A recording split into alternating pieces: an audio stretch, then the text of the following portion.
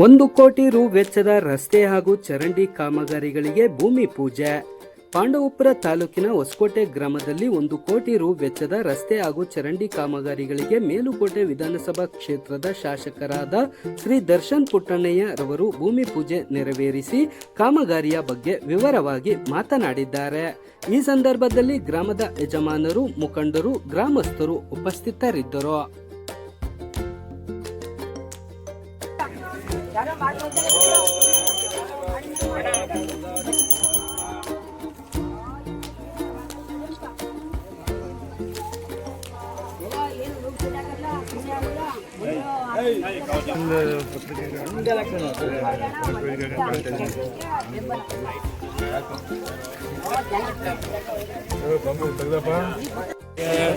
KRDL ಅಲ್ಲಿ ಮಾಡಿರೋಂಥದ್ದು ಯಾವ ದುಡ್ಡು ಬಂದಿರೋದಂದರೆ ಏನು ಹೋದ ವರ್ಷ, ಈ ವರ್ಷ ಅಲ್ಲ, ರೇಲ್ಗುಡಿಯಲ್ಲಿ ಏನು ದುಡ್ಡು ಕೊಟ್ಟಿದ್ರು ಅನುದಾನ, ಅದರಲ್ಲಿ ಸ್ವಲ್ಪ 1 ಕೋಟಿಯಷ್ಟು ರೂಪಾಯಿನ ಹೊಸಕೋಟೆ ಗ್ರಾಮಕ್ಕೆ ಹಾಕಿ ಮೇನ್ ರಸ್ತೆ ಇದನ್ನು ಕೇಳ್ತಾ ಇದ್ದರಿಂದ ಇಲ್ಲಿ ಮಾಡ್ಸಕ್ಕೆ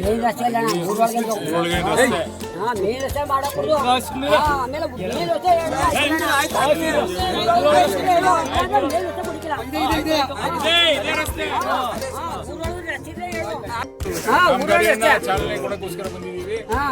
ದಯವಿಟ್ಟು ಇಲ್ಲಿ ಕೇಳ್ಗಳನ್ನ ಎಲ್ಲ ನಿಮ್ಮ ಮೂಲಕ ಗ್ರಾಮಸ್ಥರೆಲ್ಲರೂ ಇದಕ್ಕೆ ಸಹಕಾರ ಕೊಡಬೇಕು. ನಿಮ್ಮಲ್ಲಿ ಹೇಳ್ತೀನಿ ಅಣ್ಣ, ನಮ್ಗೆ ಗೊತ್ತಿಲ್ವಾ,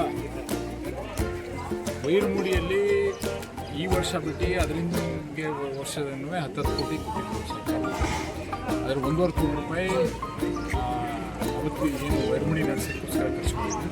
ಇನ್ನು ಮಿಕ್ಕಿದ್ದು 8 ಕೋಟಿ ರೂಪಾಯಿನ ಬೇರೆ ಬೇರೆ ಕೆಲಸಗಳಿಗೆ ಸುತ್ತಮುತ್ತಲು ಗ್ರಾಮಗಳಿಗೆ ನಾವೇನು ಅಭಿವೃದ್ಧಿ ಮಾಡಬೇಕು ಅದನ್ನು ಸೇರಿಸ್ಕೊಂಡು ಮಾಡ್ತಾಯಿದ್ವಿ. ಅದರಲ್ಲಿ ಈ ಹೊಸಕೋಟೆ ಆಗಿರ್ಬೋದು, ಮರಕ್ಕಳ್ಳಿ ಆಗಿರ್ಬೋದು, ಜರ್ನಳ್ಳಿ, ಈ ಪಂಚಾಯತಿಗಳು ಪುರ ಸೇರಿದಂಗೆ ಸುಮಾರು ಸುತ್ತಮುತ್ತಲು ಮೇಲ್ಕೋಟೆ ಇರುವಂಥ ಬಲ್ಗಟ್ಟ ಅದು ಪೂರ್ತಿ ಮಾಡಿದ್ದೀವಿ.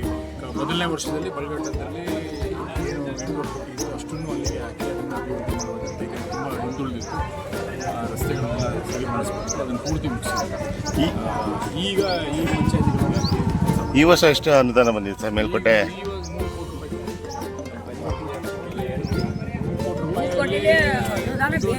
1.5 ಕೋಟಿ ಮಾಮೂಲಿ ಸಚಿವರುಗಳು ಏನಾಗಿತ್ತು ಅನುದಾನ ಅದನ್ನು ಮಾಡಿದ್ರು. 1.5 ಕೋಟಿ ಬೇರೆ ಕಾಮಗಾರಿಗಳನ್ನು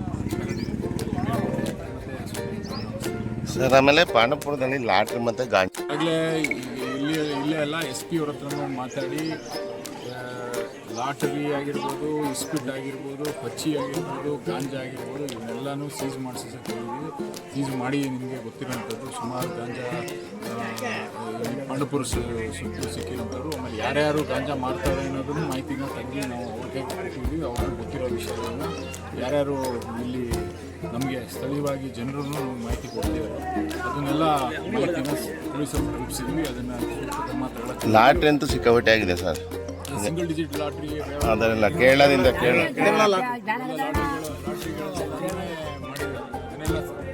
ಮಾಡ್ತಿರೋದನ್ನ ತಡೆಗಟ್ಟಬೇಕು, ಸೀರಿಯಸ್ ಆಗಿ ಹೇಳಿ ಮಾಡಿಸ್ತಾ ಇದ್ದೀವಿ.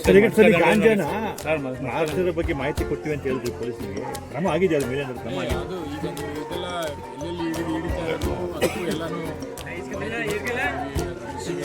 ಅವುಗಳು ನಮ್ಗೆ ಗೊತ್ತಿರೋದು ಅವ್ರುಗಳದ್ದೇ ಆದಂಥ ಅವ್ರದ್ದು ಏನು ಮಾಡಬೇಕು ಎಲ್ಲರೂ ಸೇರ್ಕೊಂಡು ಮಾಡ್ಬೇಕು. ಈಗ ಇವುಗಳು ನಾವುಗಳು ಪೊಲೀಸ್ ಅವರೆಲ್ಲ ಸೇರ್ಕೊಂಡ್ರೆ ಇದು ನಿಲ್ಸಕ್ಕೆ ಸಾಧ್ಯ ಆಗುತ್ತೆ. ಮಕ್ಕದಂದ್ರೆ ನಂದನ ಸರ್ ಮಟ್ಕ ಗೊತ್ತಿಲ್ಲ.